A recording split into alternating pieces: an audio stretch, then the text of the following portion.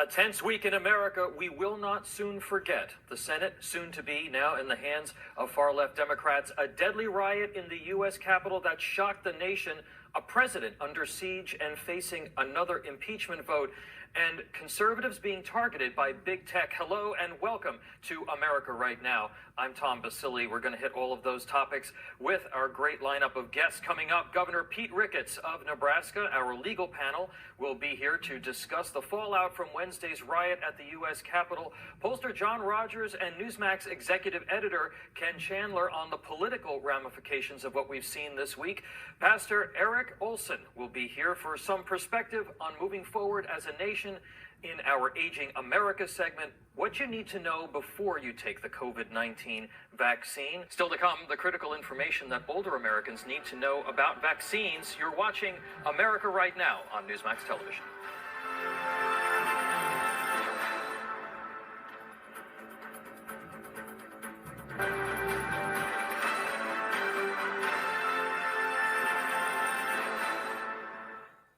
And welcome back to America Right Now. The COVID-19 vaccine is rolling out as debate picks up about how it should be administered. Some are raising questions about mandates and who should take it, but most agree that seniors who are the most at risk should have priority. So, how should seniors approach the decision to get the vaccine? Let's welcome Sherri Snelling. She's a gerontologist and the CEO and founder of the Caregiving Club. She's also the author of A Cast of Caregivers, Celebrity Stories to Help You Prepare to Care. Good morning, Sherri. Thank you very much for being here. So what are the questions that seniors should be asking as they start to make this decision of whether or not to receive the vaccine? Sure. Well, I think given the data that we have right now, Tom, we know that about 5 million people have actually received the vaccine to date. And out of those, about 29 cases are showing some type of allergic reaction. And so this is not something to be overly concerned about because it is such a small number, but it is certainly something I think that you're going to want to talk to your doctor about. So if you're on sulfa drugs or if you have allergies, related to eggs, those are things that are often also associated with the flu shot, but it's things that you want to talk to either your doctor or the pharmacist about before you get the shot. Mm-hmm. But mostly it's fairly safe. We have had a couple of cases of Bell's palsy, which is facial paralysis. They don't know if there's a real connection to the vaccine or not.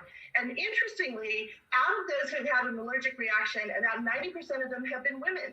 So I think there's, there's a conversation you want to have with your doctor or pharmacist about that. Yeah, I was just going to say, many seniors are on medications, and do we know if the vaccine can cause adverse reactions when taken with other certain medications? And you mentioned eggs and people who may have an egg allergy.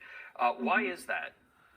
It's something that we're not really sure from a medical standpoint what the connection is with the eggs, but certainly it exacerbates the allergic reactions that we do see. And this is, as I said, it's also similar with the flu vaccine that people get every year.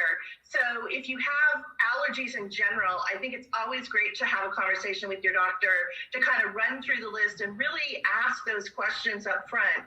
The other thing that we want to caution people on is that if you get the first shot, because there's 2 shots, of course, in the Pfizer and the Moderna round of vaccines, usually it's about 21 days between the 2 shots. What we're seeing is that the allergic reactions usually happen within 15 minutes, but the Bell's palsy that I mentioned happens after about 20 to 25 days. So I think, you want to be very cautious about getting that second shot until you really know how your body's reacting. Sherri, does the vaccine need to be administered at a hospital, at a medical facility, or is going to a pharmacy or some other location okay? I know that in the New York area, there's actually even a supermarket that is part of the program to try to distribute the vaccine. So for folks who are looking to do this, where is it okay to go and get it?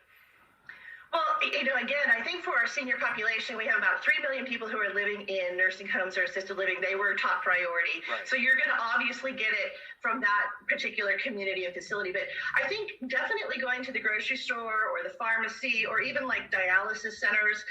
Florida did a really great job in creating a lot of these partnerships up front. so that it was an easy access for all of our seniors.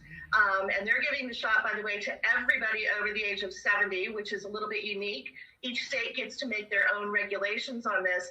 But, in some ways, it's actually easier and better to have it administered by a pharmacist who may be at a grocery store or in a pharmacy, because they're more set up for community support to give vaccines and shots, whereas the hospitals are still somewhat overwhelmed.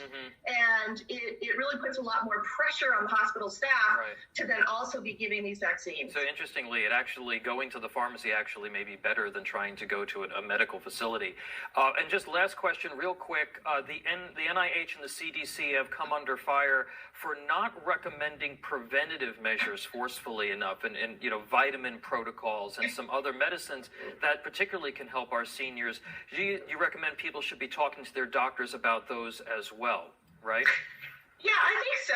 And again, all of that is somewhat controversial. I know the Mayo Clinic has actually said that some of the vitamin C and vitamin D regimens don't necessarily help prevent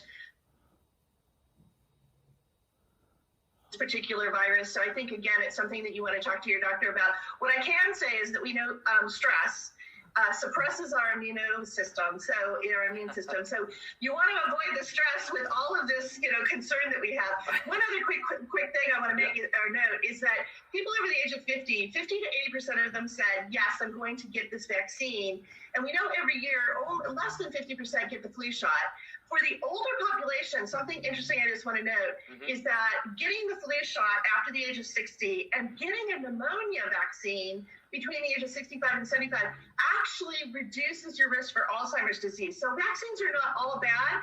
So we want to just have those great conversations with our healthcare professionals about what's good for us. All right, Sherri Snelling, thank you very much. Appreciate that. Great advice.